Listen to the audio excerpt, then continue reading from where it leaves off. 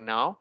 Um, and as part of the session that we had last time, we made it very explicitly clear that we're not following a lot of best practices, and the intention was to make sure that we have a working version of the application or the code that we created initially.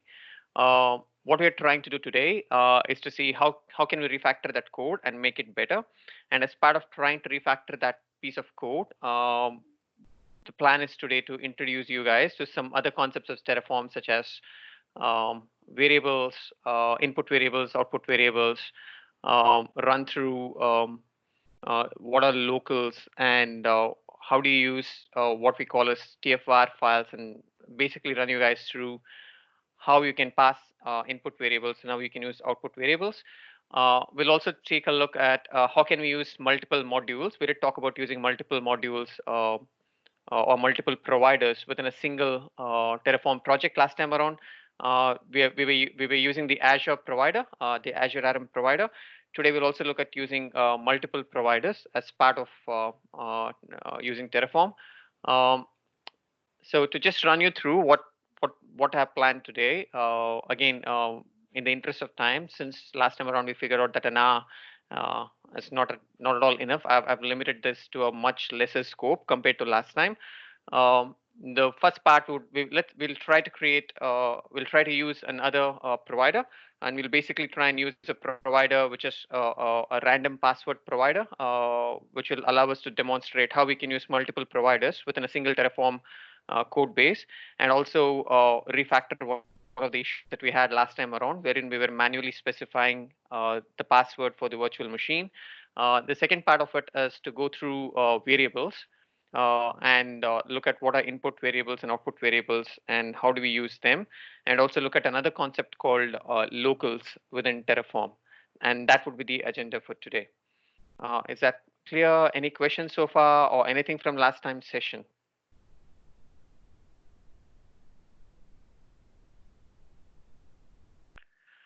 Okay, so if you're good to go, I'll move forward. So Terraform has a concept of variables. Last time around, we weren't using any variables at all. Most of the information was hard-coded. For example, resource groups were hard-coded, environment names were hard-coded, subnet names were hard-coded right within the code that we wrote there. But one of the best practices that we have is to not hard code any values within Terraform, within the Terraform scripts, but rather to use input variables and output variables. So Terraform has a concept of both input and output variables. So input variables are basically used to define values that would configure infrastructure.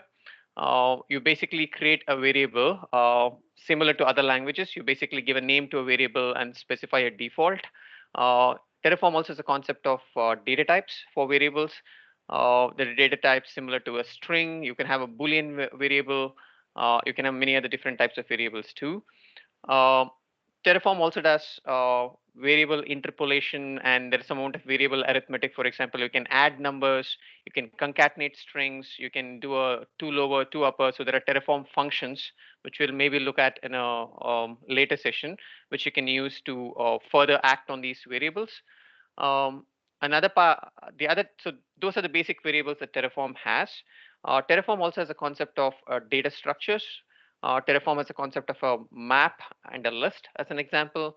So as in other languages, a list is a collection of items. And that's what I've represented over here. For example, in this example, I've created a list which represents different types of subnets that we can create within within a VNet, for example. So for example, last time around, we created a VNet, we created a subnet within a VNet, and we named the subnet as public. This time around, we have an option to choose a subnet name from the list that is specified. We also have a concept of a map within Terraform. A map is more of a hash set wherein you can use a key value pair. Sorry, it's more of a key value pair to say, given this key, what is the value corresponding to that particular key? In this example, I've declared a Terraform map. And again, I'm taking an example wherein I'm defining a map of virtual machine sizes based on various environments. So for example, let's assume you're in a development environment. You would want to use a virtual machine which is costing much lesser, uh, and of course has less power. Whereas for production, for example, you might want to use a virtual machine which is much more powerful and correspondingly costs more. Rather than having to hard code those values within your Terraform files, you could rather declare a map which, based on the environment that's been set, can then figure out what size of VM it should be creating. Again, this is an example. I tried to think of a very simple example that we could use. There are much more complex use cases that can be done, especially from a map perspective. I've seen pretty complex use cases of map, which I used to determine various values at runtime. That's input variables. Input variables can either be passed in through environment variables, can be passed in through command line options, can be passed in through a pre-configured file, or an auto file, which can also be created. We will go through those in detail. And as I said, there can be different types of environment variables, different types of data structures, and there are conventions to how we would declare variables. Variables can be declared. You can create a single file which would contain everything that you want within Terraform. That's completely possible, and that would definitely work. But the best practices are to define your variables in a variables.tf file, and then set the and that file can also set the default value for those, and then use a terraform.tf vars file, which actually sets the values. So there is a concept of defining a variable and sorry, there is a concept of declaring a variable and defining the value for that variable. To just round off the slide, what I'm showing here is the usage of the data structures and the variables. So in the previous slide, for example, we created, I'm trying to see, yep, we created over here, I will reduce this. We created a list variable called environment subnets with 3 particular values within that particular list over here. And if you see over here, where I'm creating a subnet, I'm specifying the array list value of that particular list. I'm basically saying, hey, create a subnet with a name which is the 0th index of that particular list, which in this case would be the value public. So rather than hard coding the values, I can use a data structure to specify that particular value. And another example is using the map. So over here, you can see that I've defined a map for the virtual machine sizes, as I previously explained. And over here, I'm similarly using the map that I've defined to map development into the size required for creating this particular virtual machine. Okay. And again, as I said, there is a concept of declaring a variable and defining a variable. Declaring a variable means you're declaring your intent to have a placeholder for defining a specific value, which is dynamic in nature. You can specify a default if necessary. You specify a type for that particular variable, but it need not hold a value at. So you can specify a variable without a default. If necessary, I can go back to, for example, over here, I've defined a variable called naming prefix. I've specified the type as string, and I've also specified a default value. But the default value is optional and can be left alone. So you can just declare the variable as a string variable with a name called naming prefix. And in another file, you can then say, hey, naming prefix should be this specific value. So Terraform is a concept of making sure, one of the best practices in Terraform is to make sure that your declarations, your variable declaration is split from your variable definitions. And that's achieved by using naming conventions. The variables.tf file declares your variables, but your tf-var files, which we'll take a look at later, are actually used to define the values held in those variables. And again, variables can be specified, and if you declare your variables in your variables.tf files, the definition for those variables can be specified using different ways, and there is a variable load order in how those definitions are loaded. For example, if you have a definition for a virtual machine size, you've declared a variable which holds a virtual machine size. You can then define the value that the variable holds, either in an environment variable.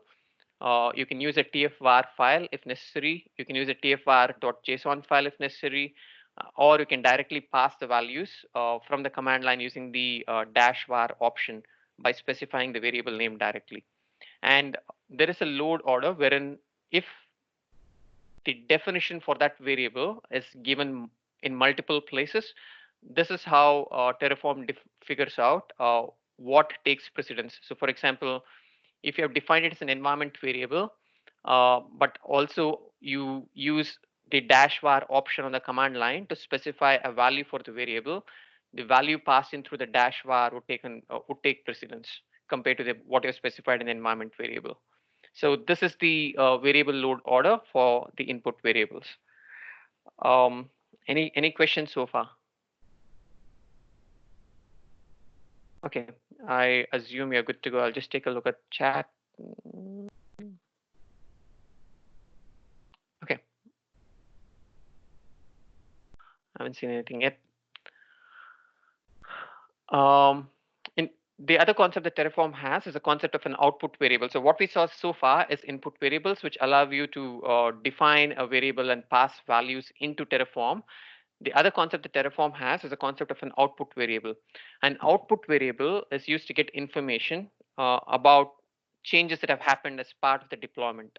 Uh, for example, one of the concepts that we saw during the last session was the concept of a data provider. As we discussed during the last session, a data provider is used to extract data or query data from the underlying infrastructure. You can use a Terraform output variable to output the data that's been queried from the underlying infrastructure.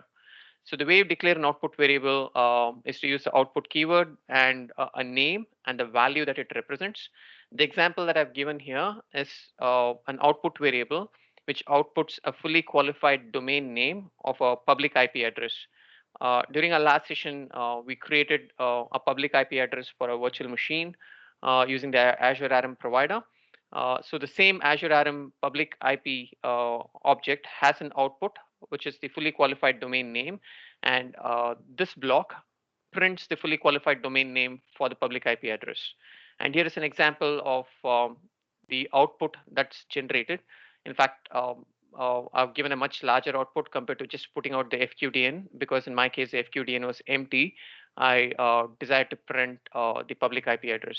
And this is the output that I get. I also used a module to generate a password, which is sensitive data, and you ideally do not print your password. But I also use the output variable to print the password, and that's what this particular screenshot here shows. So when I output the public IP address that was created as part of the virtual machine creation, this is the information that I get, and this would allow us to create to use the because we dynamically generate the IP address, and we need to query the underlying provider to specify what the IP address was, and we can use this to then connect to the VM. Any questions so far? I have one. Go ahead. CloudFormation for the outputs has the concept of an output and an export. Does the same concept apply to Terraform? What does a CloudFormation export do, Ross? The export from memory, I think, makes it available to other stacks. Yes. By default, it's not if it's an output, but by exporting it does. But by exporting, you need to give it a unique name across all stacks from memory. Yeah. A bit hazy on that. I just wondering if the same thing applies here. Yeah, so Terraform has a concept of modules, and outputs are basically what stitches these modules together. We've not gone into the concept of modules, and that's where we would look at modules are similar to stacks, wherein we use modules to create various pieces of the infrastructure. The example that we're using, since it's a very, very simplified version, we're creating everything in one single script. We're creating the whole networking infrastructure. We're creating the subnets, everything in one single file. But ideally, you would be splitting that out into various different files and modules. And then each of these modules would need to communicate with each other, and you would use outputs to communicate with each of these modules. You can use outputs rather to communicate across each of these modules. So for example, let's assume I generate a password, and then I can use the output of that particular generated password can be passed into, let's assume, an application stack, which is standing up an application. I can pass the output from that into the application stack, or rather the application module if necessary. So the application, only the application stack knows the password for that VM. Okay, and with those outputs then, so see how you've got public underscore IP underscore address, is that scoped to the module?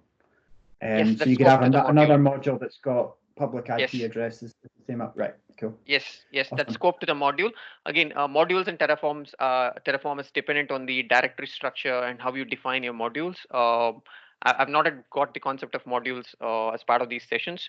So there is the concept of modules just similar to stacks, and modules can communicate and pass data between each other. And output is one of the ways in which you can use to move data across modules. Perfect. Thank you. Cool. Any other questions, guys? Okay. So apart from outputs and input variables, Terraform also has a concept of locals. Locals are a bit different from input and output variables. A local is more or less a representation of, for example, the best way for me to explain this was to use the region endpoint that we were using the last time around. If you really look at it, in almost every resource that we created the last time around, we had to specify the resource location, which was Australia East. You could use local as a way of representing a particular string or a particular repeated value across in a single Terraform script. Because, for example, last time around we had to specify Australia East as a location for the resource group, for the VNet, for the subnet, and even for the VM. So that was repeated multiple times. Rather, what we can use is we can use something called locals, and we can assign the resource location. Basically, say wherever we need to provide a resource location, we can take a shortcut and say this is a resource location and define it just once, and it could be reused in multiple places. Again, the local block, similar to the input and output variables, must be unique within a module. You can have multiple local blocks. Similarly, you can have multiple input and output variables. And the names of the input output variables and the local values should be unique within a module. And especially with regards to locals do not allow referential cycles. So for example, you could define a local. In this example, for example, let's assume you're using a resource location as a local value, and you define another local, which then uses resource location. There are chances wherein you could do reference cycles, wherein each local value is dependent on its child local value, and the child local value is independent on the parent local value. Terraform, as part of its apply, or even rather during Terraform validate, it would be able to pick up those issues and would not allow you to run through code which should have reference cycles. So these are the three primary concepts that I sort of wanted to run through today. Pradeep, Go ahead. just sorry to interrupt you. No, go Essentially, ahead. what you say here is that line number 13 should create an error, right? So this particular line of code would not be compilable. No, line number 13 should not create an error, because line number 13 is an Azure resource group, which rather than specifying location is equal to Australia East, I'm saying location is the local, which is resource underscore location, right? Okay, so I'm directly specifying what should be the substituted value over here. So that's the right way to use it. Okay, so I So shouldn't be using the resource location directly, you mean? Yes, rather than providing location is equal to Australia East, I'm saying location is equal to whatever is pointed to by resource location, which is a straightforward reference. Okay, got it. Constant, aren't they? It is constant. Yeah, it's a constant. It's basically a constant. But in Terraform, for example, I can create a local. I can create another local, which is, let's assume, global underscore resource underscore location, which refers to resource underscore location. And Terraform is, you can concatenate values. And let's assume resource location concatenates global resource location plus Australia East. Then that creates a cyclic reference. You understand that, right? Okay, let me try and explain it again. Let's assume I have another local, which is global underscore resource underscore location, and I specify that as Australia East. And let's assume I specify resource location as, I don't know, Sydney. And I say it is global resource location plus Sydney. And I specify a third one, which is, let's assume, uh, um, resource location data center one. And I can build a reference cycle, which then references both the parent and the child, and that introduces a cyclic dependency. So Terraform does not allow those sort of cyclic dependencies, and you just need to be aware that you can create cyclic dependencies. Again, I made this code simple. I'm not doing any string extrapolations, sorry, string interpolations. So I'll try and see if I can demonstrate that while we are writing code, Ankit. Did that Yeah, answer that your would question? help. Ankit? Yeah, that would help. When we write code, maybe we'll take a look at how we can end up creating a reference cycle and how we should be able to catch it. Okay. So that is what I had for this session, because last time session I figured out that we sort of ran out of time, so try to keep the session as small as possible so that we can jump through code. Okay, so the idea today, as I said initially, is to see if we can refactor the code that we had created previously. And again, what we would try to do this time around from a refactoring perspective is to see if we can clean up some of the things that we did last time. One of the first things we would like to do is to create, is to use another provider, is to use multiple providers. We've so far used only the Azure RM provider. So okay, I did play around. Okay, so what I want to fix, for example, is, yep. For example, here I created this is something that Paul was not very happy about last time around, wherein I created the password manually and I specified password in within the script. Rather, a better way of doing it is to use a different provider. So Terraform has multiple providers. So one of the providers that Terraform has is a random password provider. Yep. Let's say it's the VM password.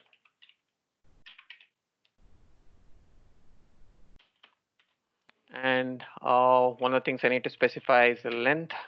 I'll say I need a password of length 16, and I need special characters. Special characters is equal to true. And I think it also gives me, no,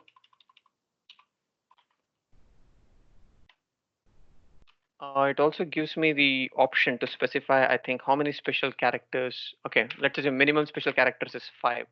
So right now that I've specified this, I can go in and I can say over here, I can take out, I can say dot bm password dot value. And now what would have happened is the provider that we have used right now generates the password that we need, and based on that password and assigns that password to the virtual machine that we created. Okay. Now, since it's a different, since it's a new provider that we're using, if you really look at it, this is a different provider. If I do Terraform validate, I think it should say there is an error because it.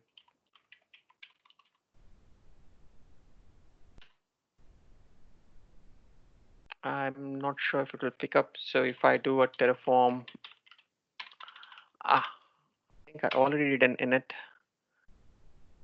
Okay, so if you see below, it pulled up the random provider. So this is a provider that we are using over here. I can even specify the version that I need, but I cannot. I'm happy with the default version that Terraform picks up, which is the latest version. But I can, if necessary, also specify the version for that particular provider. Here, I'm not specifying the provider block. If we use a resource like this can also be directly pulled into your code by not having to need to use a provider, because the provider name and the resource name is the same. So you can create a resource which directly references a provider.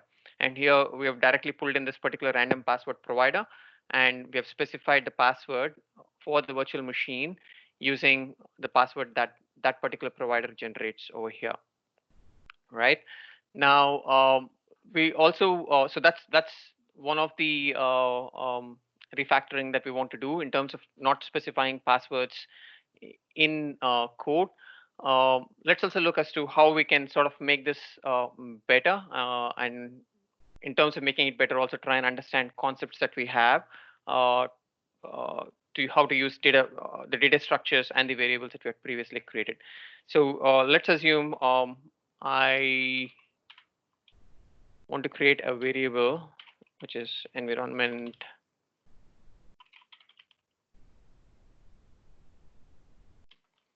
subnets. I will create it as type list, and I will say the default values. There is a public subnet. There is an application subnet,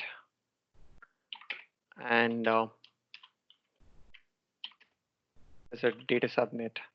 And what I can do now that I've defined this environment variable is to go here where we have the subnets.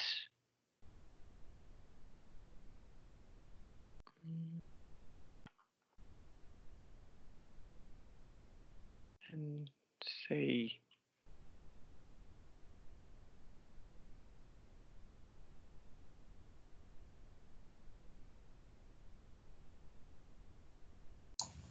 I think you just got a spelling error in that, Pradeep. Subbits, not subnets. Oh, sorry. That was a good catch. So over here, rather than specifying it as a dev subnet,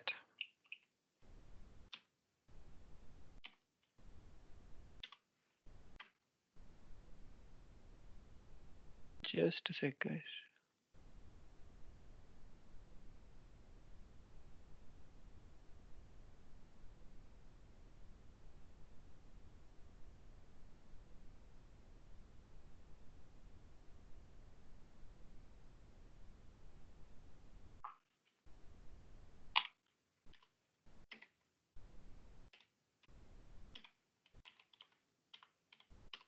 So basically, this will pull up the. I need to specify. I made a mistake. I need to use the var keyword.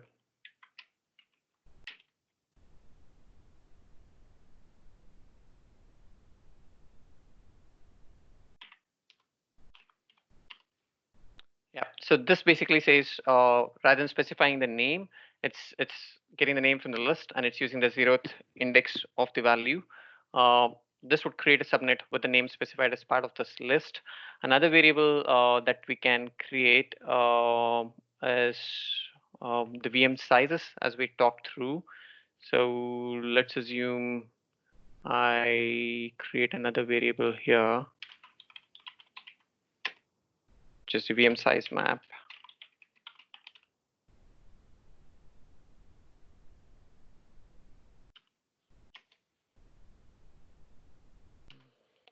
Type as a map and the default. So I'm basically saying for the key development. Pradeep, slightly off topic. Is there any Visual Studio extension that can actually give some intelligent support for all these things, like variable or type or default, like can help us to just maybe just the same way we have in Visual Studio or even in Visual Studio Code, right? Provide some intelligent support. I am actually using the official Terraform plugin, and the support right now is I wouldn't say limited. I mean, it's got pretty good enough support, but still, yep. This is a bit different because it's not like writing a lot of code, right? I mean, for example, these things. And since I'm simplifying this, it looks a lot more different. For example, over here, I'm putting up a map, which is the machine types. There is no IntelliSense for machine types. I mean, in a normal environment, you wouldn't be doing these sort of in your normal Terraform work. You wouldn't be specifying, for example, machine sizes in your code. It would be coming out of your configuration. But yeah, the var thing, I'm not sure why it wasn't able to pull that up. So I'll consider this. Great.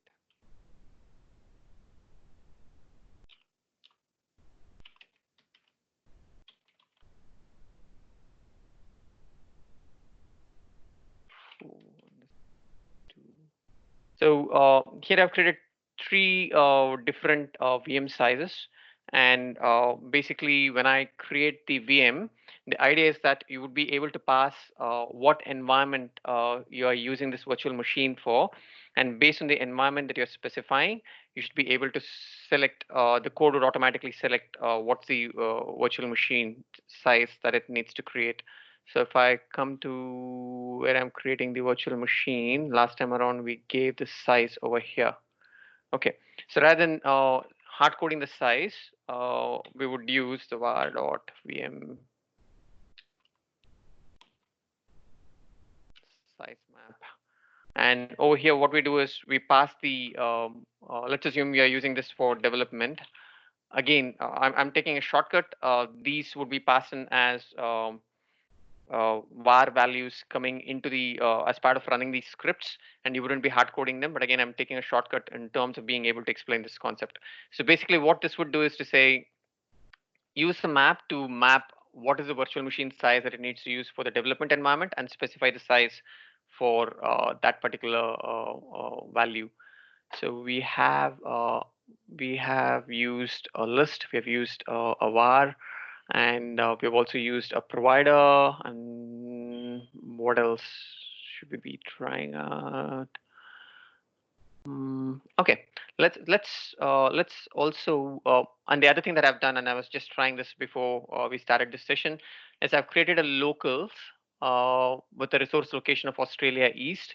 And what I've also done is to use that as a constant value to specify, as James said, using it as a constant value to specify the location for the resource group. I can even use the same thing for, as you can see, it's in multiple places. I can use the same thing for here.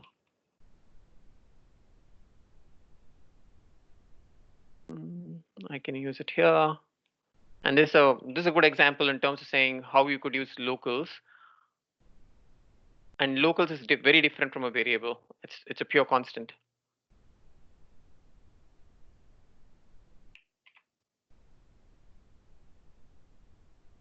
Okay, so these are the different refactorings that we have done based on what we went through right now. So we basically used a different provider in terms of being able to generate a random password. We've used a list, we've used a map, and we've used locals. And let's just validate if this works. Okay, so the validation has been successful. I will do a Terraform plan to just see. I will not output the plan, rather we'll just look at the plan. Last time around, we didn't even look at the plan in much more detail. We will use this opportunity to look at the plan that Terraform generates in a lot more detail. So Terraform, as part of creating this plan, if you look at it, it initially refreshes the plan from the backend infrastructure, and based on the refresh plan, that was one of the questions that Ross had the last time around as to how does it manage configuration drift. And this is one way in which Terraform manages configuration drift, wherein every time you ask Terraform to plan as to what are the changes it would plan to apply on the environment, Terraform would go back to the infrastructure, refresh the current state of the infrastructure, and then come up with a plan which reflects the current state of the infrastructure. So what we did last time around is we destroyed everything that we created. So there is nothing in our current environment. So everything that's defined over here needs to be generated from scratch. So Terraform is basically telling us nothing will be destroyed, rather everything will need to be created, and everything that has to be created will be indicated with a green plus sign. So Terraform is now telling us that it will be creating a virtual network interface. And if I try and see, so for example, location, we specified location as a constant. It's been able to translate that into Australia East, into many places. Um, let's see. Yep. And over here, the subnet, we specified the subnet as the 0th value of this particular list, and that's also been substituted dynamically. You can see over here that it's marking the subnet's name as public. And if I look at what else is it creating? Okay, the other, so these were all our input values, and this is how input values or rather input variables are used to define sometimes as constants in terms of using locals, and sometimes as lists and maps. Now let's see the other part of variables, which is the output part of it. One of the things that we need as part of creating this now is two pieces of information that I would really require as part of running the script. One is the IP address of the virtual machine that we will be creating, so that we can then use remote desktop to connect to that particular machine. And the second part is the uh, password that's generated, which will allow me to log into that particular machine. Now, let us see how do we output those two values. So to output those two values, we use the output variable. So I'm creating an output variable called generated password. And basically, I'm saying generated password should be the value of the random underscore password.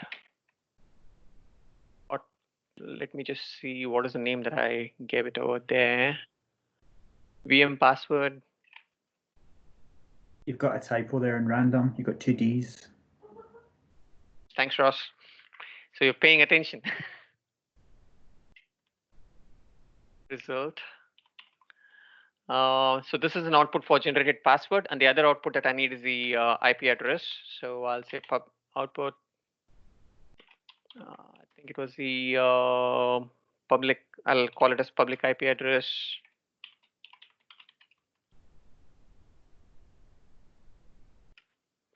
And this has a value of. Okay, even before I do this, one of the differences is, for example, the random the password that is generated as part of creating the plan. So that is something that we can get right away as part of the execution. But to get the public IP address, that is only possible, and I'm using this as an example to display two different types of outputs. So this output is more of a static output. So this is generated as part of running the script. Whereas to get the IP address of the, and this is provided by Terraform itself. So Terraform actually generates this password for you. So Terraform can immediately tell you, hey, this is a password that I generated. Whereas the public IP address for your virtual machine is generated by Azure. And that depends on our Terraform script being able to go ahead and create these resources. It's only available after these resources have been created. While we can directly get the output for this, to generate output for the public IP address, I need to use a data block to go in and query the provider to say, hey, can you give me the public IP address of the virtual machine that I just created? And what we can do for that is to create a data block, and that's what I'll be doing now. This is for the Azure, and I'll call this as the this is the Azure RM public IP, and I'll call this as the VMIP. And basically, this will give me this is a data block which goes ahead and queries the backend provider, in which in our case it's Azure. So Azure RM.public IP, pub IP dot. So these are all the values that we can get if we query the public IP that we previously created. I will try and get just the name, and it also requires the resource group name, which again is the Windows Virtual Machines resource group dot devvm dot resource group name. This gives you the resource group name for the virtual machine. Now, this is now a query that we are running into Azure to say, give me these details with this particular filter. So the filter that we're providing is we need the public IP for a particular virtual machine from the IP address that we previously created with this particular name, filter by this particular name and this particular resource group name. So now what we can do is we can say data dot.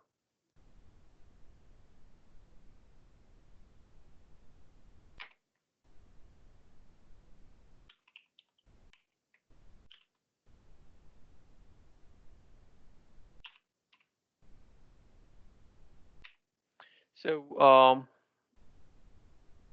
over here, I'm right now outputting the public IP that we will be querying over here. Let me once again run a Terraform validate. Any questions so far based on the output and the two different types of output variables that we just ran through? I'll just For that last one, where you've got the VMIP, does that need a dot result or a dot value? Or is it quite happy just to take the full data object? Let's do a dot result and let's see, because yep, over here I'm querying. Okay, let's try this. So I'll run through Terraform plan to make sure that we are good. Nope. So it does output the whole IP object, not just the name or the result. Cool.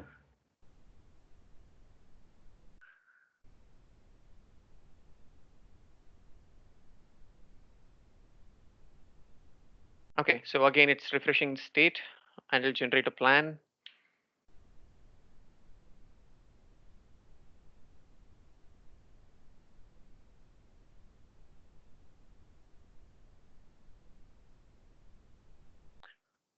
One of the other queries that you can actually execute is also to say, what are the various offers and SKUs that we have?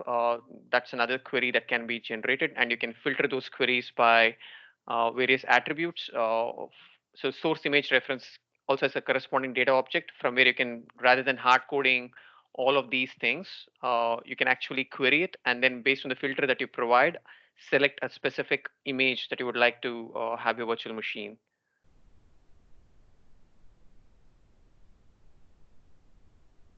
For some reason, it's a bit slow to refresh state.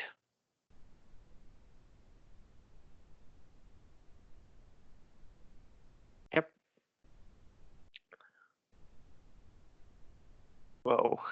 Okay. So it's again refresh state and saying, yep, none of these things exist and I need to manually go in and create it. So let's then go ahead and say Terraform apply. It would now again regenerate the plan, lock the state file, and ask for a confirmation. If you look at it over here, so this is a Terraform state file that I'm having locally, which is again not a good practice to have your state file locally. And since we're doing a Terraform apply, and since it's building immutable infrastructure, it locks the state file and it uses this particular piece of, it uses another file to inform or rather abstract away the lock and make sure that that particular state file can only be accessed by a single thread. Whoops, sorry.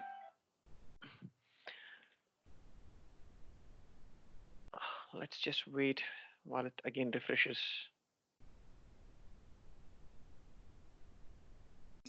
So when you do the plan, that does the drift detection, and then it detects the changes against its state it's refreshed. Yes. Does it have to do the drift detection, or is there an option to only compare against its local state and not do the drift detection to speed things up? I'm not sure if there is an option for it not to do drift detection, because when you ask Terraform to apply the changes that you're asking for over here, Terraform is to exactly know what it has to do. So it basically goes back to the infrastructure and asks it, hey, what is your current state? So it generates a current state, and then it looks at what you have asked it to do, and then it says, based on what you have asked me to do, and based on the current state of infrastructure, these are the changes that I need to perform. And that's when it sort of applies it in its state file. and then it generates a state file and then uses that state file to then apply these changes. So for me, if you look at the life cycle, it doesn't make sense for Terraform to be looking at its state file. The state file is a reflection of the refresh state that it executes just prior to executing the whole script, right? So it always has to go back to the infrastructure and refresh its state. Yeah, that's where I think this is maybe slightly different to the stuff I've used, or certainly how it was when I used CloudFormation. In that, yeah, and that they've got their state, and they primarily work off the state, and their state is their understanding of what is deployed, and not actually what's really deployed. It's under the assumption that everything is deployed through CloudFormation or Pulumi, and you have to explicitly detect drift. If you want to refresh your state, if you think your state is out of date. Whereas I think Terraform seems to be a bit different, where it's always dynamically refreshing its state, which is good. But yeah, I just wondered if we got to the stage whereby we could pretty much guarantee that nothing would be modified on Azure, unless it went through Terraform. It could depend on its local state, and it wouldn't have to do the drift detection. But I guess if this is all in a CI/CD pipeline for deployment, the speed's not so much of an issue. So yeah, it's probably quite a good thing that it's always doing that drift detection. But again, I might not be entirely accurate, because so far, however I've used Terraform, it's generally been in terms of doing a Terraform plan, apply, and a Terraform destroy, and that particular life cycle always goes back to the infrastructure to ensure that it can identify the necessary drift detection, right?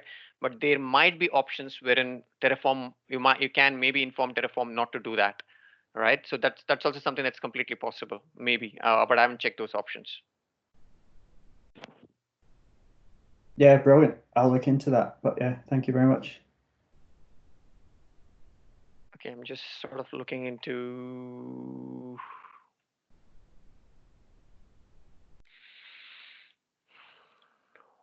Resources.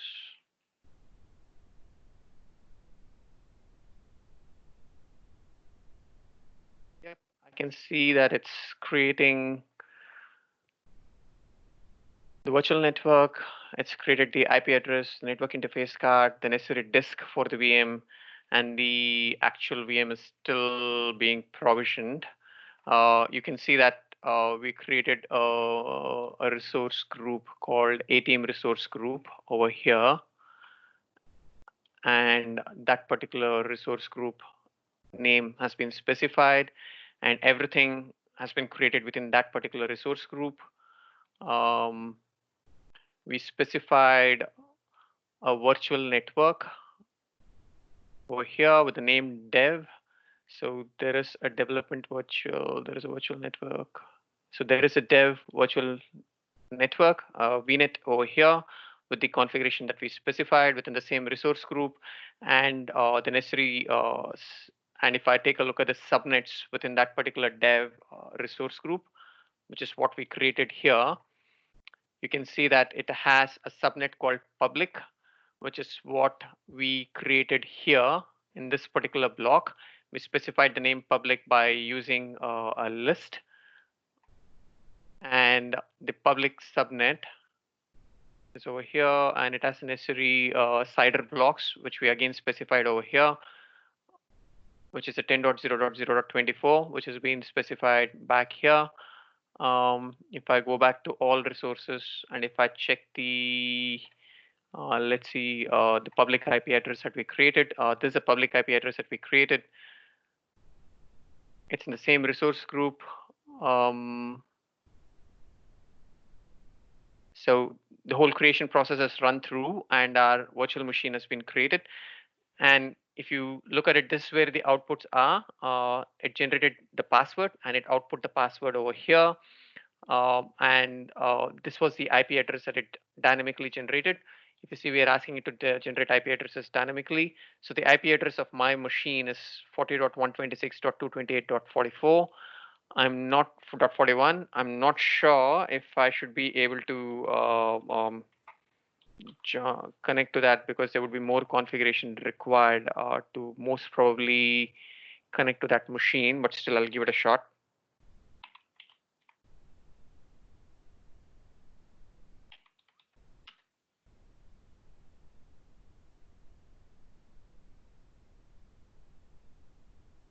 I'm thinking there might be more configuration required before I can access the virtual machine. But in some ways, while this is going through, this is a primary example of how you would use inputs to dynamically define inputs that would go into a Terraform script, and then you would use output variables to specify what are the outputs that you would need.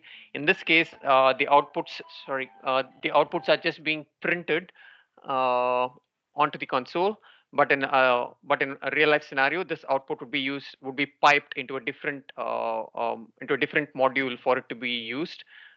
Yep, as I said, I do not have the necessary IP permissions to be able to connect to the virtual machine that I've just created. But you can see that the virtual machine has been created on Azure with all the parameters that we specified. It's over here.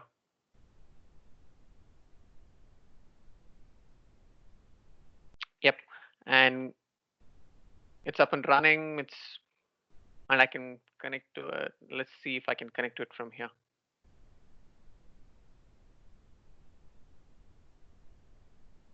Okay, I had to specify the port.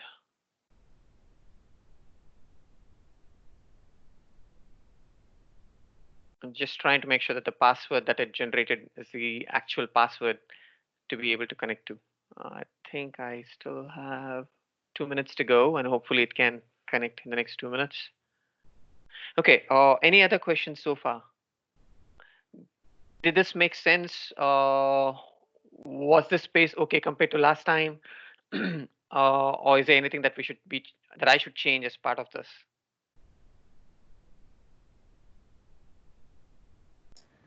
No, I thought this was really good.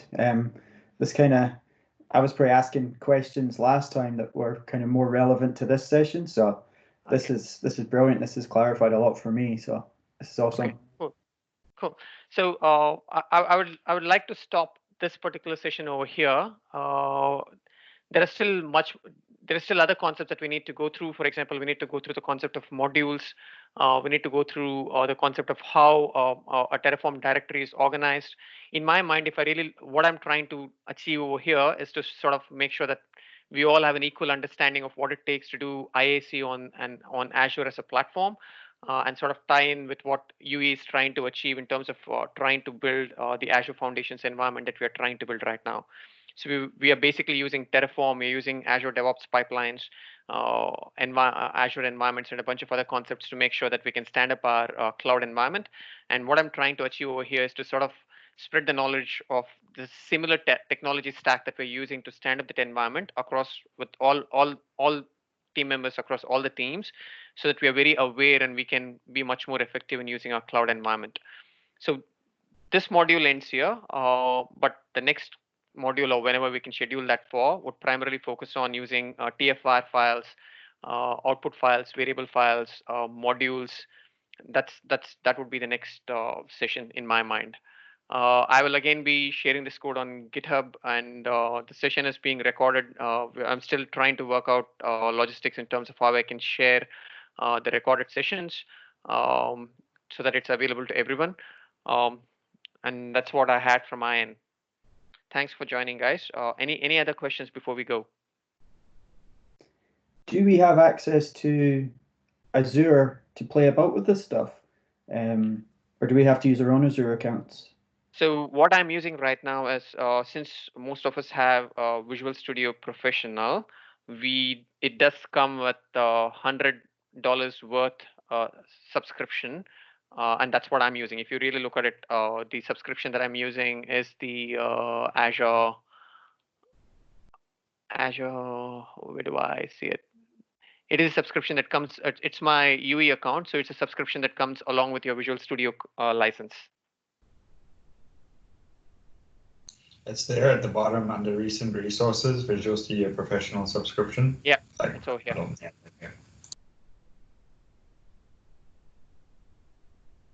And that works fine. I mean, at least I'm just spinning up resources and killing them right away. If I, for example, spin up a VM and just leave it there, I'm sure I would burn through $100 in a couple of days.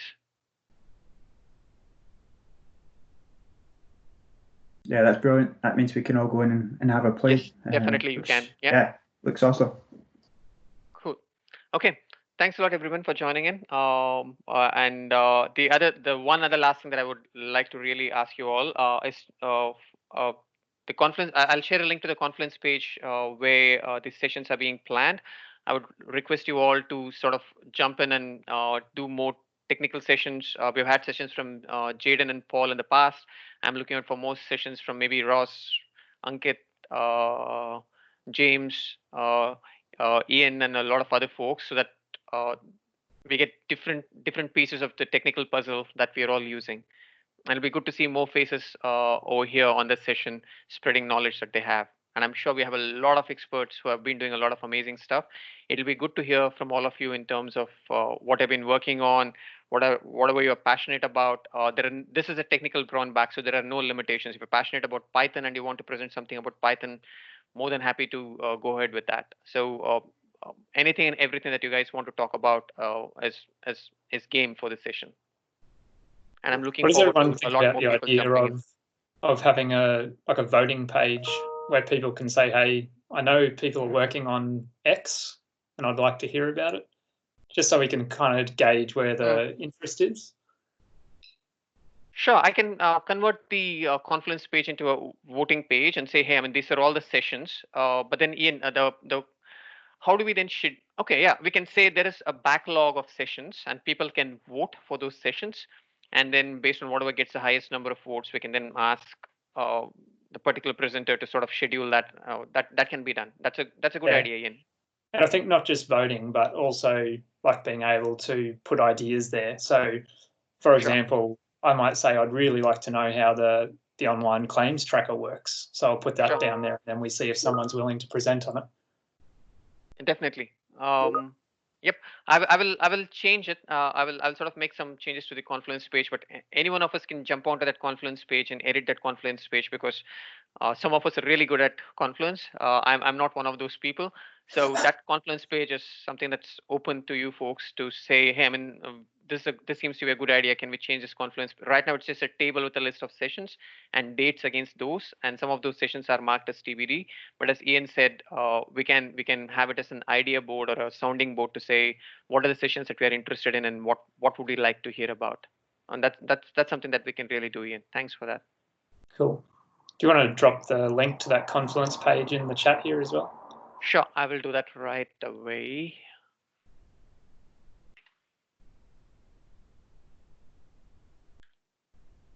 But thanks for that, Pradeep. It's really interesting to hear about that stuff.